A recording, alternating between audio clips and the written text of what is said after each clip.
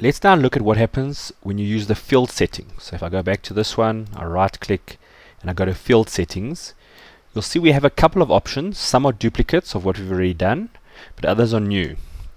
So again, you'll see if you don't like the name that's been given to it, you can customize the name. You'll notice we can control the subtotals. So at the moment it's automatic, and what you'll see is it's telling us January and it's giving us a total, it's summing it. If we don't want these, so I'm going to say none. When I say OK, notice that that subtotal disappears, so now we get the information just one after another. If I right click and say field settings, I can customize it. So I can say, maybe let's have a count.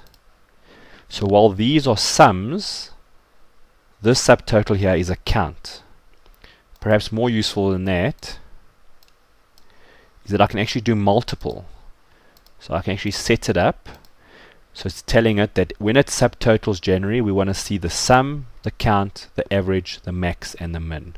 So when I say OK, at each month end, you will get all the information that relates to that particular month.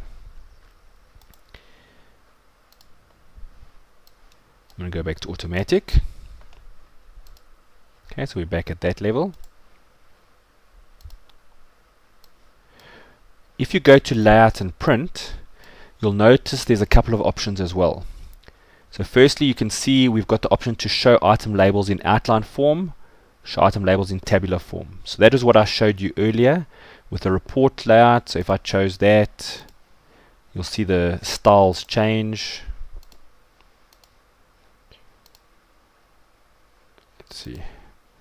So you can see, depending on how you want to do it, you can control the various aspects. I'm going to go back to that one, which is the one I prefer. Another interesting thing is, notice these gaps here. Looks nice in a pivot table, but if you try and use it elsewhere, it causes a problem. You need to fill in those gaps. So since about Excel 2010, there's a new item here called repeat item labels. And when I click repeat item labels, watch what happens here.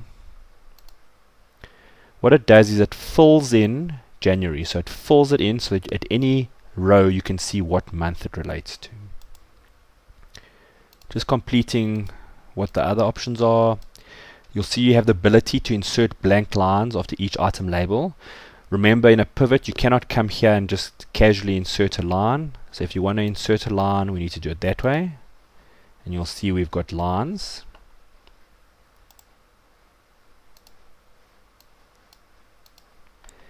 And then we can show items with no data. So in some cases, the pivot table may have information, but it actually has no data to it, in which case it will not show it here. But you can force it to show it. And then you'll see from a printing point of view, you can insist on a page break after each item.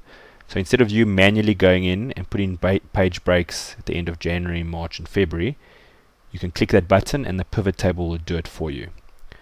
So the way we like to see our pivot tables is generally like that.